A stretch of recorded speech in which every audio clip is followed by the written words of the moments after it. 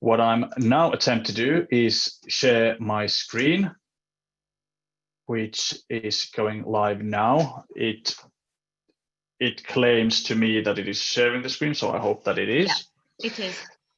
Fantastic. So as Sarah said, so I'm here to present the findings of our fraud report for 2020 as part of the CFCA Fall Educational event. Like Sarah said, I'm Jussi Mäkelä. I'm the director of the GLF. My role really there is to develop the forum, I'm responsible for the delivery of the program of various initiatives and activities that our membership wants us to execute.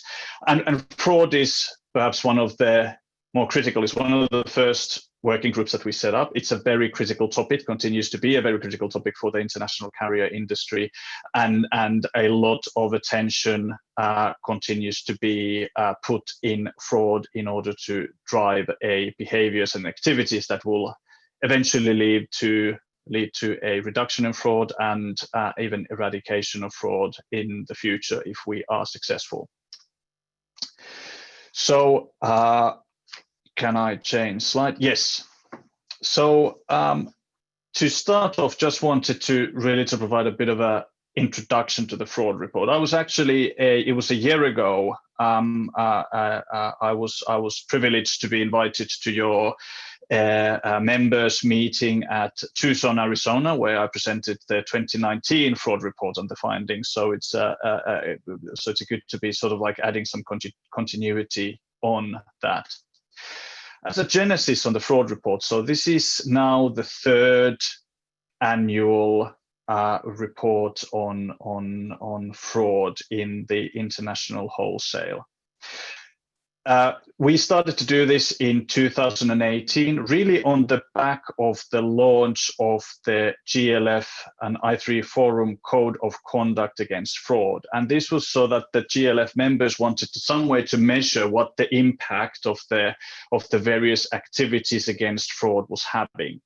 So that's why we introduced in 2018 was the first edition of the fraud report, and we've been following a similar template in terms of reporting how the industry, what is the evolution, what's the development of fraud within the industry. So this is now the third annual fraud report. We had over 30 carriers who provided responses to this. One thing to highlight is that what this fraud report really is, that this is not my opinion or Delta Partners, who is the consultancy company that's been working with us to author these reports. This is not our opinion or their opinion. This is very much what the carriers have told us, what the industry participants have told us about the state of fraud in the industry. This year is for the first time, we are also adding or have added a section on the assessment of the carrier's adherence to the code of conduct. This is quite a critical and big development, because this is the first time that we are looking at how the principles or the good behaviors that are detailed in the code of conduct, how are they actually being implemented in individual organizations? So we're not just looking at as an aggregate basis, but also as per individual organizations and how they are going about actually implementing the principles, how they have set up their organizations to be sure to manage fraud most effectively. So this is the first time, and we will be going into a little bit more detail on that later on. The report itself was compiled by 2 surveys. So there was the first survey, which is this more general state of the industry survey, and then there was a separate survey for this individual code of conduct adherence attestation. And not every company completed that attestation survey. We've listed here the contributors to the report, and obviously we're very grateful for everybody's input in this. We're especially grateful for the continuing partnership we have with the CFCA. So if you read the report, or if you have read the report, you find out that we are referring to some of the excellent work that you're doing with your fraud loss survey from 2019, which is a really a benchmark data that helps to guide our discussion throughout. I'm sorry, did somebody wanted to say something? Maybe not. So with that, moving into really to outline some of the findings that we have in this year's reports. This is all themed around this collective responsibility throughout the report, and that came through very strongly this year. And the reason for that, obviously, so it's like another thing that came through is that there really is a need of consistency in terms of applying the good measures to control fraud. You only need a very few, like 1 or 2 carriers, a very small minority who leave gaps in the system that the fraudsters can then exploit. And that's why it is a very and a consistent theme that came throughout is this requirement of actually having a consistent application of what is deemed to be effective way of measuring and managing fraud.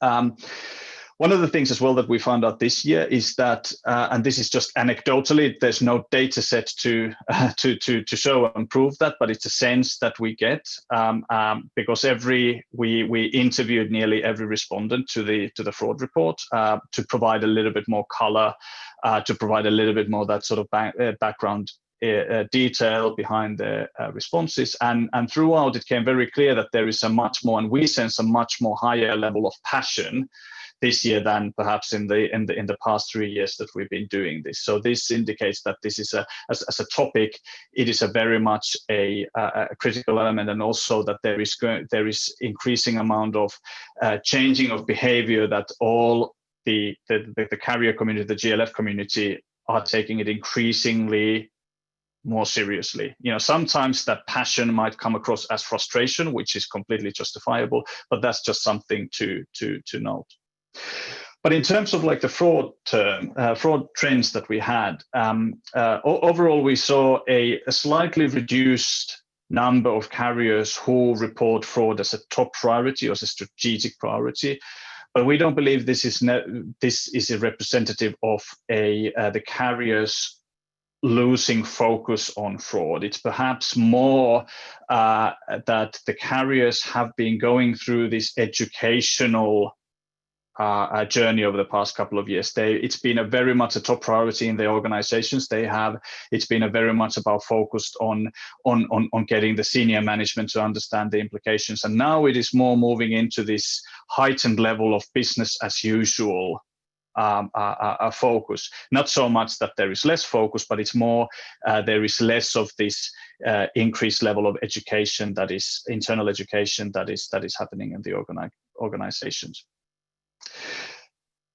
The second trend is that the battle very much continues. We've seen that the volume and the impact of fraudulent traffic is increasing, even though it's somewhat mitigated by the investment that is being put in the fraud management systems. But it's nevertheless there. The cat and mouse game continues. Fraud cases are going up. The problem has not been solved in any way. There's also what came through is that fraudsters are evolving as the carriers becoming more sophisticated, as their systems and their fraud management system becomes more sophisticated. The fraudsters are also evolving their approaches. And one of the things that came through, one carrier, for instance, observed that more fraud is now going to low-cost destinations than previously. The fraudsters doing is trying to slip through the traffic in a low cost, as they've realized that the high cost destination are quite often has a much more higher focus. They are much more there's going to be a blocked in real time in there. So that is also the fraudsters themselves are changing tack to some extent. The third trend as well is that the cases, fraud types that are beyond voice are increasing. We state here that 50% of carriers report to medium to high level of false identity, man in the middle, or virtual machine attacks. And in fact, last year, for example, only 13% of the respondents said that they had experienced man in the middle attacks, whilst now the same number or the same carriers said that it's about 69% of had experienced man in the middle attack. So these are clearly the new types of frauds are increasing. A2P SMS fraud has also emerged as a more of a use case, and there's nothing new in A2P SMS fraud case, but this is something that has, in our report for the first time, really raised as a topic. And to some extent, this could be impacted by COVID as well. As people are more working from home, there's potential that the fraudsters have realized that people are more likely maybe to respond to a fraudulent SMS, thinking that it might be a work-related or because of like these one-time password resets or any other type of activity. So A2P is one of the things that has increased or really became evident as a trend in this year reports. And overall, the impact in COVID, having said that, doesn't seem to be much of an impact in that the fraud follows where the traffic volumes are. So there's going to be more international calling, there's going to be more fraud in that, there's less roaming, so there's less roaming fraud. So overall, the COVID impact is more that it's just there because there's been a change in traffic volumes above everything else. So then looking at the actual numbers, and here you can see on the left-hand side what I mentioned earlier about how there's been a perceived reduction in carriers ranking fraud as a top or strategic priority. But as I said earlier, this isn't necessarily a reflective that carriers are less focused on fraud, because on the right-hand side, we see that there's been actually an increase in the importance that fraudulent traffic management has on the organizations over the past 12 months. So this indicates that this is more about that is moving into the heightened business as usual level, which is a good news. But then if we're looking at the actual volume and impact of fraudulent traffic and how that is hitting the organizations, we can see here in the areas of highlighted that there's actually been an increase in carriers reporting an increase in fraud. Last year, 33% said volume and impact is increasing versus 45% of the respondents this year. And conversely, last year, 47% said fraud was reducing versus only 30% this year. So last year we were looking at this and maybe perhaps taking it a bit of an indication that the actions taken against fraud are having an impact, a positive impact. This seems to have been reversed this year. So overall, the volume and impact of fraud is increasing. Fraud continues to be a significant issue, and the battle is not won in any sense. If we then map the different fraud use cases, looking at the volume on the x-axis and the financial impact that has on the carriers themselves on the y-axis, we see here that the red ones are increasing, while the yellow ones, yellow fraud types, are staying the same. So, we continue to see that international revenue share fraud is increasing, despite it's a very mature type of fraud. And there's anecdotally there is from the interview perhaps two main reasons and drivers for this. Number one is that the fraudsters themselves are actually very mature. They are very effective in conducting this fraud. But there's also the fact, which goes to the argument on the industry consistency, that there are several carriers who are not actively blocking this type of fraud, or in fact that there are some carriers who actually want to get the financial benefits from this type of fraud. And this is something that we heard not just one but several of the respondents, this type of observation. And this is really the problem, that there are some of these carriers who are undoing all the good work that the vast majority of the carriers have done. And because of the actions for these few carriers who are not doing what they're supposed to do, that is effectively continues to leave the door open for fraudsters. If we then go into the other trend, which is around this need for industry consistency. Firstly, there continues to be raising awareness on the criticality of fraud management. 40%, around 40% of the organizations said that they've increased resources in the past 12 months managing fraud. Another 40% believe that they will do so next year. There is a belief that there's an increasing level of senior management attention to the fraud. And there's also a redimensioning of resources in the fraud teams. There's new technical capabilities that are required.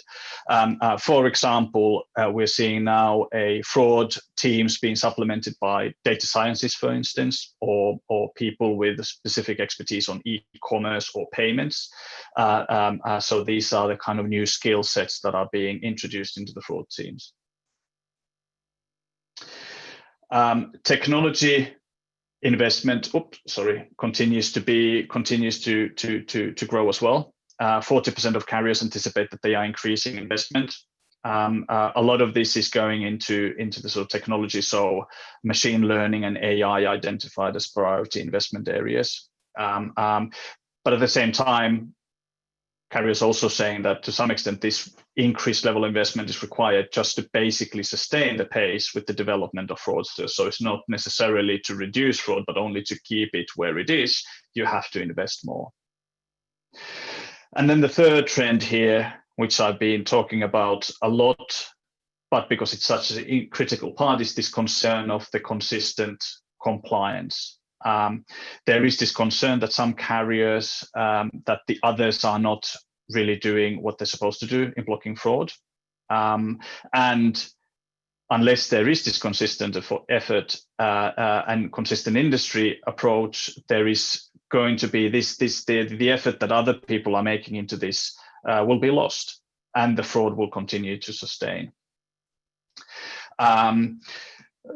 There are some examples of this, and it is not just some random small carriers, but in fact, some of the very large international carriers have been identified as not doing enough blocking, or in fact, almost seems to be almost actively facilitating fraud, or at least not blocking fraud. And there were two examples again, anecdotally given, that the way, in a way that it sort of like raises itself or it manifests itself. And one is that some of these carriers, when a fraudulent case has been raised, they also raise the bar when they've been asked to block payment. For instance, there are these requirements, for instance, asking for a police report, local police report.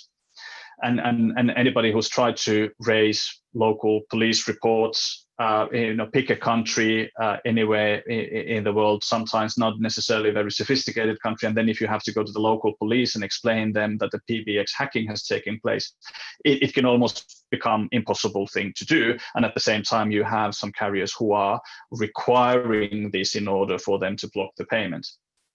The other way that it sort of manifests as well is this raising of hands and saying, okay, sorry, we did it, our bad, our mistake, we'll try to make it better. Whilst in fact, it is evident that is happening a lot, that they just, might be admitting guilt on the certain type of cases, whilst they are actually huge amounts of, they're basically playing the sort of volume margin game, in the sense that there is always going to be fraudulent traffic that will go through without anybody noticing. And it's very clearly why this sort of tends to happen. And there's revenue pressures in voice. There's margin pressures in keeping voice. Quite often you have CEO, when you're approaching end of your financial calendar year, CEOs wants to hit the numbers, and this is all directly what gives them the incentive of people to look the other way, so to speak, and not really take active approach in blocking the fraudulent traffic. A lot of the, and this is as well, and what a lot of the carriers who were complaining about this were also saying is that they themselves actually had to go through this quite a painful journey, because this is what we have here as a financial incentive versus reducing of fraud. But those who've actually gone through that admit that yes, it was painful, financially painful at the start, But the financial benefit from the increase in the brand value of being seen as somebody who is not facilitating fraud, to be seen as somebody whose traffic is clean, far outweighs any of that revenue benefits that actually carrying the fraudulent traffic can ever provide. So that's why it's again going back to the repeating the same thing, is that the consistency is key here. We need to have 100% compliance and focus. And if you have 95% of the carriers who are focused on this, it's somewhat futile, because you only need that 5% who leave the door open for the fraudsters to exploit. This is some of the numbers to pack up mentioned earlier. So 39% here have increased full-time employees in the past 12 months, and another 38% believed to do so in the next coming 12 months. But then also on the bottom here, the commitment, that what level of commitment do you believe your peers have? And this is what I mentioned earlier, is that a lot of the carriers do not feel that necessarily their focus on fraud is shared by their peers. And in fact, those who classify fraud as a strategic or top priorities for them see that 14% of their peers, or 14% of those carriers, think that their peers have very low commitment on actually addressing fraudulent traffic. And 45% say that there is just a business as usual level of activity in there, but that their peers are not really prioritizing that. That's why it is so critical, and it's important that organizations get involved. They do sign our code of conduct, or they get involved in organizations such as the CFCA, such as the i3 Forum, to demonstrate their commitment to fighting fraud. And then a third trend here, or conclusion around here, was this requirement of taking action together. So there's definitely been an increase in an industry effort. There's ongoing informal sharing of information. There's growth in the organizations, in the fraud organizations inside telecoms. There is recognition that there are the right processes in place, or there are processes in place. Whether they are actually working or whether they can actually serve as a further barriers is another topic, but there is a focus in the organizational level of having these processes in place. But the issue is around the lack of coordination. The fraudsters are more organized than the telco industry by and large, and this one leaves the opportunity for fraudsters to sustain. So what the GLF is doing, prioritizing for the next 2021, is that we want to develop a structured industry-wide information sharing mechanism, and very much looking to work with other organizations in realizing this. We want to also revamp what the policies are and the processes for withholding payments, for example. And we got in the code of conduct, we go to that in a minute, but it's a sort of one of these examples, is that where a lot of organizations have a process in place, but actually the process in itself is perhaps causing the problems that you can't withhold the payment, which then means the fraudsters will get their money, which then means that they have an incentive to do it again. We will be very much pushing to have a anti-fraud clauses by all of our members in all of their contracts. And it's also ensuring that the GLF member organizations demonstrate this consistent compliance, and that leads us to the next section. But it's the compliance with the code of conduct principles. And to go into so those who are not aware, so in early 2018, together with i3 Forum, we launched this code of conduct against fraud, and that lists 6 principles, which should everybody adhere to these principles. If everybody were to follow these principles, we should be seeing reduction in fraud. We should be seeing reduction in the monies that are actually going to the fraudsters. And they are very simple principles. Number 1, targets and monitoring, means that every organization should have KPIs. Every organization should be reporting to their senior management what the status in fraud is. Number 2, every organization should adhere to a i3 Forum recommended processes to detect and avoid fraud.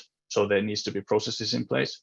Third one, there needs to be blocking of number ranges that has been identified as fraudulent. Number 4, everybody should take all reasonable action to avoid payment flows in the case of fraud. Ultimately, you stop the road to cash for the fraudsters, you will stop fraud. It's simple as that. They only do it because of the money. Number 5 is that there needs to be more information sharing amongst carriers. And the 6th one is on the contracting, that we adopt standard contract on terms of addressing fraudulent traffic when dealing with one another. And this is the outcome that we had. So as I explained earlier, this was a survey where we had series of questions against each principle, questions such as, do you have a fraud management system? What fraud management system do you have? And so forth. Do you have a process blocking payment? What's the process blocking payment? What we've done here in this table is that we've every question, the series of questions, we will get, if there's a positive affirmation of the question, that will increase the percentage. If there's a negative, then that will bring down the percentage. And those are gone through by carriers. Obviously, we haven't named them, so nobody knows. We're not publishing it this year. Our plan is to publish the compliant carrier names next year, but not yet this year. And then we have against each of the principles each of the principles and seeing what level of a compliance there is. And some of the things that came through them, number 1, for instance, was that it was a very positive to see that nobody responding to this didn't seem to be trying to try to sort of window dress or massage the responses. The carriers were very honest in sort of saying is that, no, we don't have this in place. No, we do not do that. Which is a positive that there is this level of evidence. At least it knows, we can know like which are the areas that we can focus on. We also saw that there are, even though they said that there are a lot of carriers who score very highly on most of the principles, but at the same time, not necessarily full compliance in absolutely every principle. And to some extent, there's also going to be a question of like, what should the right threshold be, which I'll talk in a minute. But there's always going to be a question of of interpretation of like what answer is the right one. And what we can see here is that there are certain areas where there's perhaps more work than others. Clearly, principle 3, which is the blocking of the destination, and principle 6, which is about that contracting, is one of the things that are consistently a lot of the carriers score relatively low. And there's a number of reasons for that. It could be that somebody cites the regulatory hurdles in blocking payments, for instance, in terms of contracting. Somebody is saying is that it's just too much, or that our peers refuse to sign up. We've tried, but they don't. They refuse to do that. Whatever the case may be. There's also what I'd like maybe highlight is also principle 4, which is on the payment flows, where we are seeing actually a very high level of compliance. Most of the organizations score 100% here, and yet one of the most common issue that a lot of people cite is the inability and the difficulties of actually blocking payments, even though the fact that it was a fraudulent traffic has been clearly demonstrated. And this is level of a question of many things, but quite often it might be that these processes that our individual carriers are put in place, they probably are written most of the time with the view of protecting themselves, in the sense that there's a requirement, for instance, on these police reports and various other items that they require, and you could argue that it sort of makes sense that you try to protect your own company as much as possible, and you want to protect your own revenues as much as possible. But it is in fact potentially these specific processes themselves that are inadvertently causing this